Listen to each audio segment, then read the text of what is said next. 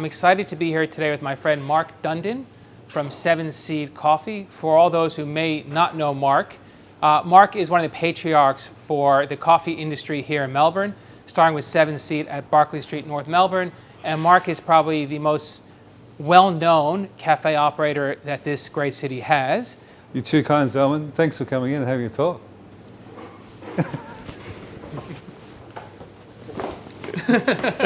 I don't think either of us have ever lived through anything like this, that's for sure.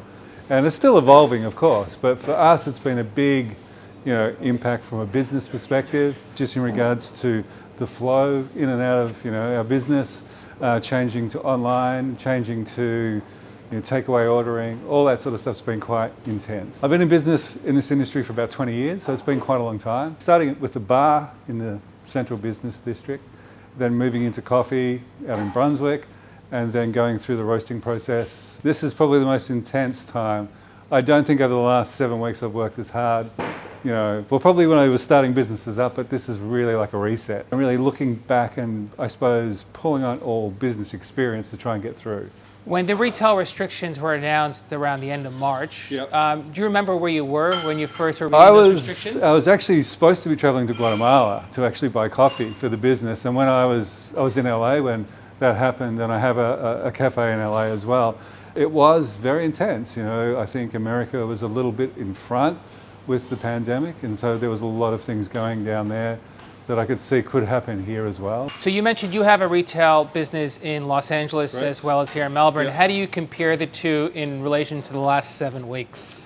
It's really interesting. I think, the difficulties with the United States, there's not a lot of rent relief, there's not a lot of approach from a government perspective, which is the same as here. So it's a lot more difficult, definitely in the US. And is there any government stimulus there? Limited, a little, but not like here. There's not that sort of dedicated approach to the economy. I think they're looking more at just bigger business and hoping that bigger business will survive itself rather than actively, impacting on helping the economy maintain, lower level retail and things like that. In my opinion, the JobKeeper is a great, program to, for us it is, I think there's probably a few little things, maybe there's a few people who are using it to disadvantage, but from a hospitality and retail point of view, I think it's great. It's given us a lot of, support to keep staff on and to keep them connected with us. It's really been good to actually keep our people involved. In relation to the code of conduct between tenants, landlords, look, I think it's a great initiative, to actually really talk about, the issues. I think it's all starting to come, together a little bit more now. Initially it was a little vague, but for us, I can understand both sides of, the coin. And I think, we both need support to really get through this. Would I lease a new tenancy under this current situation? Yes, I think I definitely would.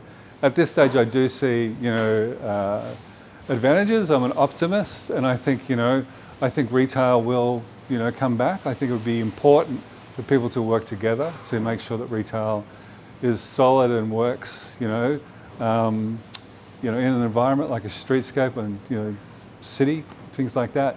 And I think we really need to protect that. I think it's a great way to go out and shop and do those things. I find online shopping not my jam, that's for sure. And for cafes, it's important to have that interaction, that third space. And I think they will exist. I think we'll need to adapt and have things in place that make people feel comfortable and safe. And I think you'll see that come into place. A young entrepreneur trying to start up in this market, for me, I think you really need to look at some changes that are happening. If you look at this, there's a lot more activity in the suburbs at the moment, where people are working from home. I think a lot of people would want to stay in that situation or at least work a couple of days a week. So I'd see an advantage in regards to locations that probably aren't completely central. So like retail strips? Yeah, retail strips or anywhere that's not, because a lot of people in that, residential spot, people will use them more as workplaces. So anywhere that's commercial around that, little residential strip, places like that, I think there's definitely opportunities for that.